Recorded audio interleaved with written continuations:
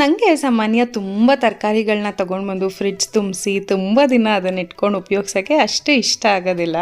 ಆದರೂ ಎಮರ್ಜೆನ್ಸಿಗೆ ಮನೆಯಲ್ಲಿ ತರಕಾರಿ ಇರಬೇಕು, ಪ್ರತಿದಿನ ಹೋಗಿ ತರೋದಕ್ಕಾಗಲ್ವಲ್ಲ. ಹಾಗಾಗಿ ಒಂದು 3-4 ದಿನಕ್ಕಾಗುವಷ್ಟು ಮಾತ್ರ ತರಕಾರಿಗಳನ್ನ ತೊಗೊಂಡಿರ್ತೀನಿ.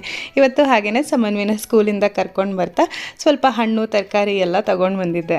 ಈ ಬೇಸಿಗೆ ಕಾಲದಲ್ಲಿ ತರಕಾರಿಗಿಂತ ಹಣ್ಣುಗಳೇ ಹೆಚ್ಚು ಖರ್ಚಾಗುತ್ತೆ. ಬಿಸಿಲು ಬಾಯಾರಿಕೆ ಎಲ್ಲ ಜಾಸ್ತಿ ಇರುತ್ತೆ. ಹಾಗಾಗಿ ಹೆಚ್ಚು ಹಣ್ಣು ತಿನ್ನೋದ್ರಿಂದ ಆರೋಗ್ಯಕ್ಕೂ ಒಳ್ಳೆಯದು, ದೇಹಕ್ಕೂ ತಂಪು, ಮತ್ತು ನಮ್ಮ ಸ್ಕಿನ್ ತುಂಬ ಚೆನ್ನಾಗಿ ಕೂಡ ಆಗುತ್ತೆ.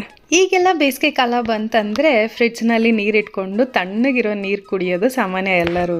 ಆದರೆ ನನಗೆ ಈ ಫ್ರಿಡ್ಜಲ್ಲಿ ತಣ್ಣಗಿರೋ ನೀರು ಕುಡಿದ್ರೆ ಆಗೋದೇ ಇಲ್ಲ, ಮಾರನೇ ದಿನನೇ ಆರೋಗ್ಯ ಹಾಳಾಗುತ್ತೆ.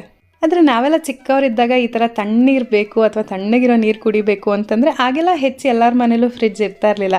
ಆದರೆ ಬೇಸಿಗೆಗಾಲ ಬಂತು ಅಂತಂದರೆ ಎಲ್ಲರ ಮನೇಲೂ ಮಡಿಕೆ ಇಟ್ಬಿಟ್ಟಿರೋರು, ಅದರಲ್ಲಿ ನೀರು ತುಂಬಿಸಿಡೋರು.